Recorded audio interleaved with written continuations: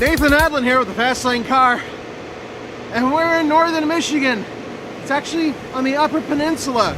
Chrysler brought us out here to do all-weather testing on their all-wheel drive cars. And it's freezing cold, and it's snowing, and Roman's in Florida.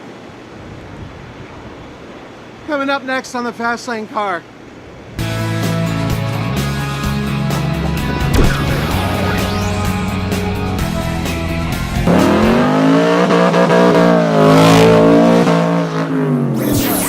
When I say we, there's actually a couple people here from TFL Car who write for our blog site.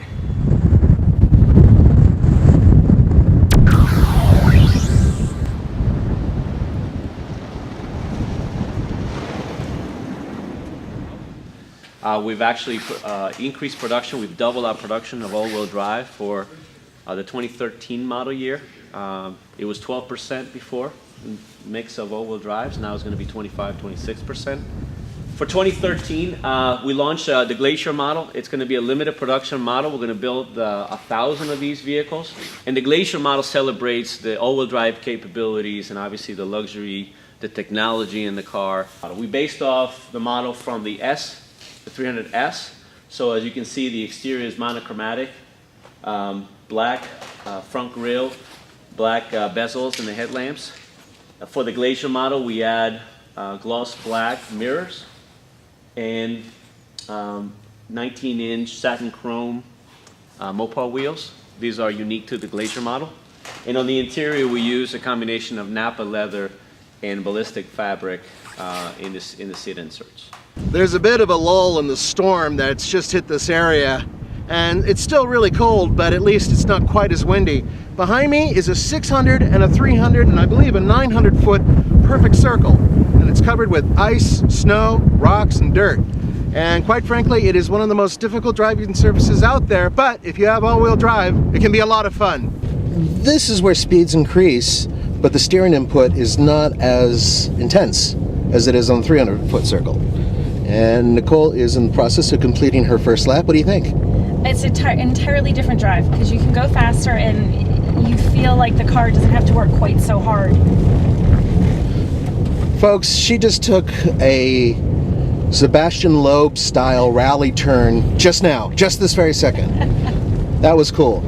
And would you say the car is doing the majority of the work? I don't want to say you're not talented, I'm doing all the work. Okay. No, the car is doing the majority of the work. Actually, you don't have to correct a lot. As it really starts to, at the point where you feel like you're going to lose control, it knows it, and it puts you back in control of the vehicle pretty quickly. Feels like the tush starts to poke out, and then it just like now, and now it's starting to grab, and it just pulls it right back in. So you are able to swing it out and do a little bit of drifting if you're so inclined, and at the same time it'll just slowly tuck it back in. It's not savage, it's not overly sensitive, at least it doesn't look like that or feel like that. The vehicles are primary rear-wheel drive vehicles. Our customers buy Chargers and 300s because they like the rear-wheel drive feel, they like the rear-wheel drive bias handling, and so on. So when we changed the all-wheel drive system, the previous all-wheel drive system on these vehicles was 3 open diffs. It had an open diff in the center and open diffs on the front and the rear. So the all-wheel drive car had a different feel than what people were used to. Besides that, it wasn't very efficient. So when we worked on this system, we wanted to do two things. We wanted to get back that rear-wheel drive bias and keep that. We wanted to get best-in-class all-wheel drive performance, and we wanted to be best-in-class fuel economy.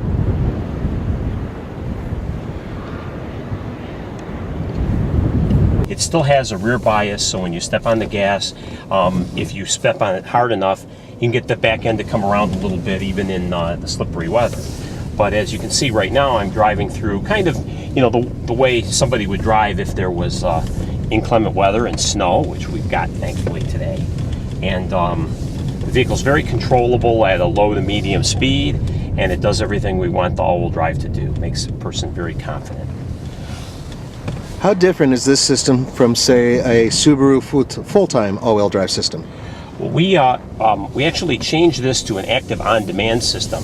A full-time system will put the same amount of torque on the front and the rear wheels. And although that's good for traction, it's not as good for dynamic performance.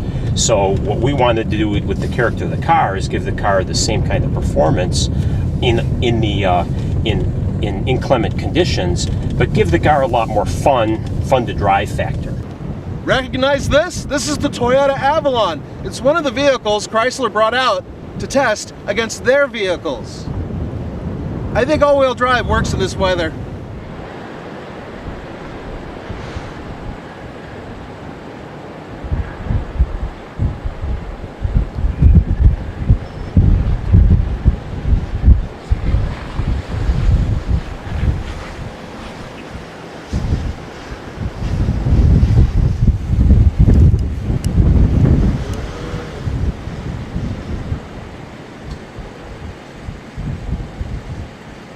And it's focused on exactly where you're steering the wheel. So it's doing everything it can to get the car back to where you're steering it.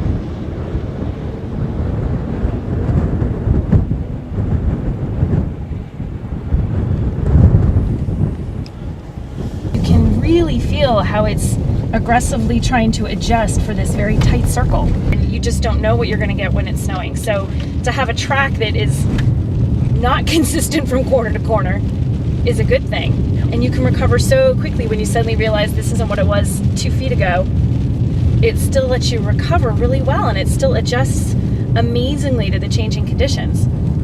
Was this the coolest event ever? Just about.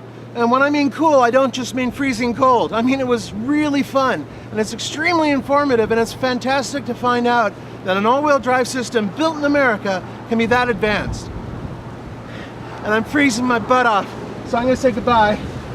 Fastlane car, this is Nathan Adlin. See you next time.